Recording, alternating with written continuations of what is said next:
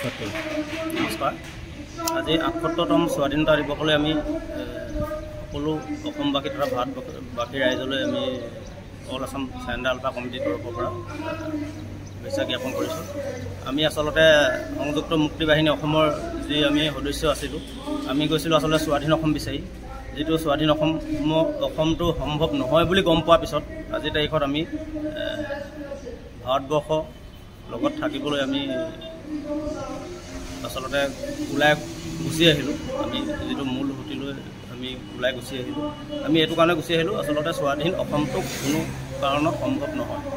আৰু তাত এতিয়া যিখিনি মানুহ স্বাধীন অসমৰ দাবীদাৰ হৈ পিনে এতিয়াও পৰেশ বৰুৱা মহাশয়ৰ লগত এতিয়াও স্বাধীন সংযুক্ত মুক্তি বাহিনী অসম স্বাধীন নাম দি তেওঁলোকে কিছু লোকে এতিয়াও মানে সংগ্ৰাম অব্যাহত ৰাখিছে। তেওঁলোকক আমি উভতি আহিবলৈ আজি উপখনত আহ্বান জনাইছোঁ, কাৰণ স্বাধীন অসম কোনো পধ্যে সম্ভৱ নহয়। আৰু সেইখিনি জনাৰ পিছত মই 2007 চনতে তাৰ পৰা এখন মঞ্চৰ পৰা ওলাই পিনে আচলতে গুচি আহিছোঁ। দাদা, আপোনাৰ এনে কিমান সময় হ'ল আপোনাৰ এই সংগঠনটোত? কিমান বছৰ বা কিমান সময় তাতে সময় কটালে? মই প্ৰায় 5 বছৰ দিন আছিলোঁ। ম্যানমাৰৰ যিটো হেড অফিচ আছিল চেণ্ট্ৰেল কমিটি, তাত মই অফিচৰ গোটেই কাৰ্যালয়ৰ যিখিনি কাম কাজ কম্পিউটাৰ চলোৱাৰ পৰা আদি কৰি মানে সকলোখিনি চোৱা চিতা মই কৰিছিলোঁ। তাত 2007 চনৰ 3 জানুৱাৰীত মই উভতি আহিলোঁ। আপুনি যেতিয়া চাৰেণ্ডাৰ কৰিলে তেতিয়া আপুনি চৰকাৰৰ ফালৰ পৰা কিবা সা সুবিধা পাইছেনে? মই আজিলৈকে একো লোৱা নাই। আৰু এতিয়া যিহেতু 7 লাখকৈ টকা দিছে বুলি শুনিছোঁ, এতিয়া আলোচনাপন্থী আৰু যিখিনি চিজফায়াৰ গ্ৰুপ আছে যুদ্ধবিৰতি, তেওঁলোকে হয়তো কোনোবাই পাইছে। আমাৰ যিখিনি চাৰেণ্ডাৰ আলফা হয় সেইখিনি আজিলৈকে কোনোবাই 1.5 লাখ টকা পাইছিলে। কিন্তু এই যিটো 5,000 কোটি নে 1,000 কোটি টকা যিটো ফাণ্ড ৰিলিজ কৰিছে গভৰ্ণমেণ্টে, সেইটো ধৰা আমি এতিয়ালৈকে পোৱা নাই। কিন্তু নিৰ্যাতন বিৰোধী ঐক্য মঞ্চৰ ফালৰ পৰা মোৰ তাতো অলপ দায়িত্ব আছে, অল আছামৰ সাংগঠনিকৰ দায়িত্ব দি থৈছে। নিৰ্যাতন বিৰোধী ঐক্য মঞ্চ যিখন আছে, সেই মঞ্চখনৰ জৰিয়তে আমি এতিয়া গোটেইখিনি যিখিনি থাকি গৈছে, সুবিধা পাবলৈ যিখিনি থাকি গৈছে, সিহঁতক আমি মানে এতিয়া ৰিচেণ্টলি এটা ছাৰ্ভেৰ জৰিয়তে মানে আমি কামখিনি মানে আগুৱাই নি আছোঁ।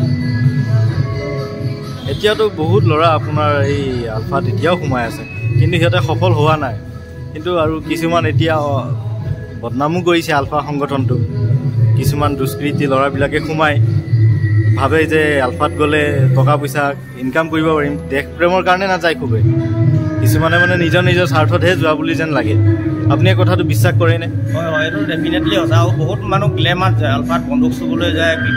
আলফা বুলি ক'লে পিছত যেতিয়া ওলাই আহি মানে চাৰেণ্ডাৰ নাম ল'ব, তাৰপিছত মানে হয়তো কাৰোবাক দাবী ধমকি দি বা প্ৰশাসনৰ সহযোগত কিবা কৰি আমি মানে এটা মানে স্বাৱলম্বী পথ বা আৰ্থিকভাৱে সুচল হ'বৰ কাৰণে মানে বহুত ল'ৰা মানে এনেকুৱা যোৱা দেখা যায় আচলতে। কিন্তু মেক্সিমাম ল'ৰা মানে বিপ্লৱী সত্তাটো নাই। বিপ্লৱী সত্তাটো মেক্সিমাম ল'ৰাই নাই, কিন্তু আছে বহুতো। কিন্তু থকাখিনিও কিমানখিনি আছে মানে ক'ব পৰা নাযায়। সুবিধা অনুযায়ী মানে সকলো মানে মূল সুঁতিলৈ আহিবলৈ সুবিধা বিচাৰিব।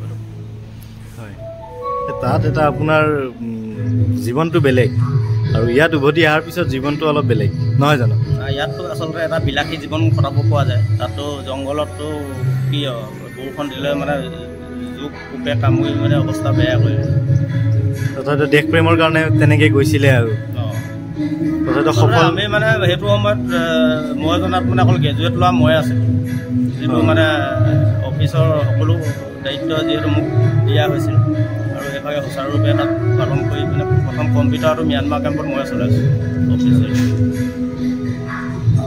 কোন চনত গৈছিলে? মই 2003 গৈ 2007 আপুনি উভতি আহিলে। কেকবনৰ মোক বিষ হৈ গৈছিলে কম্পিউটাৰ চলাইছিলে। তাৰপিছত ট্ৰিটমেণ্ট কৰিবলৈ অহা হৈছিলে। তাৰপিছত উভতি যোৱা সুবিধা নহ'ল, মানে ৰৈ দিয়া হ'ল। এই বিষয়ে চৰকাৰে কিবা একো সহায় কৰা নাই আপোনাৰ ট্ৰিটমেণ্টত? চৰকাৰে কিয়, এইটো আলফা মানে নিষিদ্ধ ঘোষিত সংগঠন এটা, তাৰ মেম্বাৰটো বেমাৰ হ'লেতো চৰকাৰে নাই। উভতি অহাৰ পিছত মানে মই ট্ৰিটমেণ্ট কৰি পিনে সম্পূৰ্ণ আৰোগ্য হোৱাৰ পিছত আহিছে। এনে কোনো ধৰণৰ সহযোগে নকৰিলে আপুনি কেতিয়াও? প্ৰশাসনে বা চৰকাৰেতো তেনেকৈ সহযোগ নকৰে। আৰু যেতিয়া আত্মসমৰ্পণ কৰাৰ পিছত বা মূল সুঁতিলৈ অহাৰ পিছত আচলতে কিছু সুবিধা প্ৰশাসনে কৰি দিয়ে। ডিষ্ট্ৰিক্টৰ SP হওক বা DIG হওক, DGP হওক, তেওঁলোকে মানে অলপ মানুহ চাই সহায় কৰে আৰু। অসমৰ এনে এজন শিক্ষিত ব্যক্তি তেখেত মনোজ বৰা, যি নেকি অসম দেশ প্ৰেম আমাৰ অসমৰ বাবে আমাৰ দেশ প্ৰেমৰ বাবে তেওঁ গৈছিলে স্বাধীন অসম কৰিবলৈ। কিন্তু য'ত মানে তেখেতে শিক্ষিত মানুহ এজনে ইমান কষ্ট কৰি পেলাই তাত থাকি পেলাই যেতিয়া বুজি পালে তাত কোনো ধৰণৰ সমাধান নহ'ব স্বাধীন অসমৰ, তেওঁ নিজে উভতি আৰু এখেতে এতিয়া মানে যিবোৰ আছে তেওঁলোকক অনুৰোধ জনাইছে যাতে তেওঁলোকেও নিজৰ ঘৰলৈ উভতি আহে আৰু আমাৰ মাজত যাতে এওঁলোকে আমাৰ লগত ভাই ককাই নিচিনা থাকে। তেখেতৰ এইটোৱে আবেদন, নহয় জানো? এতিয়া বৰ্তমান মই এটা ECC প্ৰজেক্টৰ চৰাইদেউ জিলাৰ প্ৰজেক্ট কোঅৰ্ডিনেটৰ হয়। যিটো ECCটো এতিয়া আৰম্ভ হোৱাৰ পিছত সমগ্ৰ অসমতে প্ৰায় 2 লাখ মানুহ মানে ইয়াত নিযুক্তি হোৱাৰ সম্ভাৱনা আছে।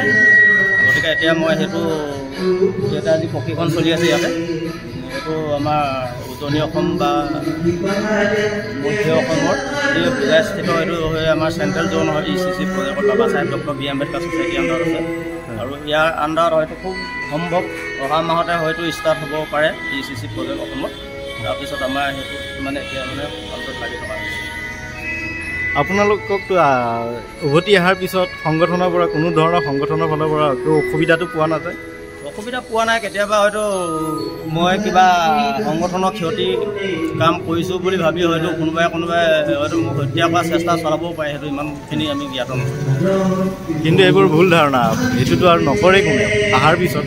হয় নহয়, কেতিয়াবা প্ৰশাসনৰ চত্বৰত বা কিবা কৰি বাধ্য হৈ কিছুমানে কৰা দেখা যায়। আগতে যিটো সময়ত গুপ্তঘাতকৰ যুগ আছিলে সেইটো সময়টো সম্পূৰ্ণ বেলেগ আছিল আৰু বৰ্তমান সময়টো সম্পূৰ্ণ বেলেগ।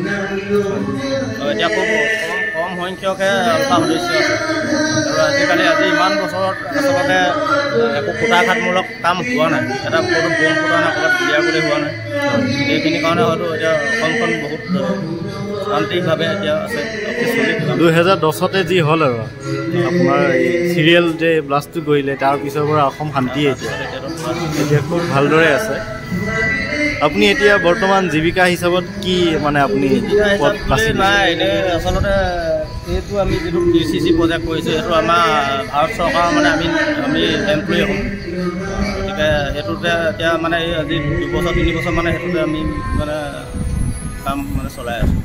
হয়, এতিয়া ঘৰুৱা অকণমান কওক। আপোনাৰ পিছে বিয়া বাৰু তাতে কৰি যোৱাৰ আগত হৈছিলে নে আহি পেলাই পাতিলে? মই আহি 2007 চনৰ 3 জানুৱাৰীত অহাৰ পিছত মই মে 8 তাৰিখে বিয়া কৰিছোঁ। আচলতে সোনকালে বিয়া পাতি দিয়া উদ্দেশ্য এইটোৱে আছিল, প্ৰশাসনৰ লগত যাতে মই থাকিব নালাগে, আমাৰ নিজৰ জাতি ভাইখিনিৰ লগত যাতে আমি আকৌ যুদ্ধ মৰামৰি কৰিব নালাগে, তেনেকৈ ভাবিছিলোঁ যে সোনকালে বিয়াটো পাতি ল'লে মানে কি হয় ঘৰ পৰিয়ালৰ দায়িত্ব এটা সোমাই যোৱা হ'ব। তাৰপিছত মানে প্ৰশাসনৰ পৰা মানে আল্টিমেটলি বাহিৰ হৈ যোৱা হ'ব। এনেকুৱা চিষ্টেম কৰি কিনে আচলতে আজি আপোনাক মই লগ পাই খুব ভাল লাগিছে আৰু সকলো অসমবাসীক এটাই কথা ক'ব বিচাৰিছোঁ, এও এজন আমাৰ অসমীয়া জাতিৰ ভাই হয়।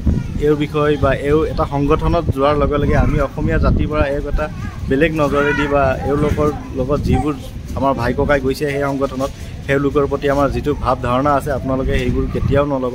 কাৰণ তেওঁলোকে যায় এটা উদ্দেশ্য, অসমখন স্বাধীন বা আমাৰ স্বাধীন অসমত বাহিৰা যিবোৰ বিদেশী মানুহে আহি আজি ইয়াতে মানে ৰাজত্ব কৰি আছে বা অসমৰ প্ৰতি যিখিনি আমাৰ হেৰি হৈ আছে এওঁলোকে সেইখিনি শুধৰাবলৈ বা আমাৰ অসমখনৰ বাবে এওঁলোকে আগবাঢ়ি গৈছিলে।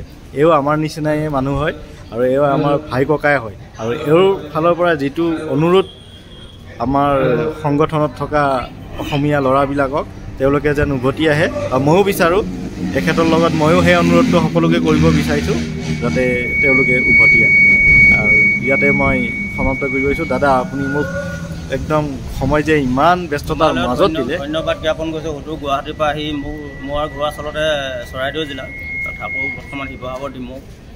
ইয়াত আজি হোজাইলৈ আহি পিনে তুমি ইমান কষ্ট কৰি আহি মেলি বিচাৰি ওলাইছে, তাৰ কাৰণে তোমাক অশেষ ধন্যবাদ।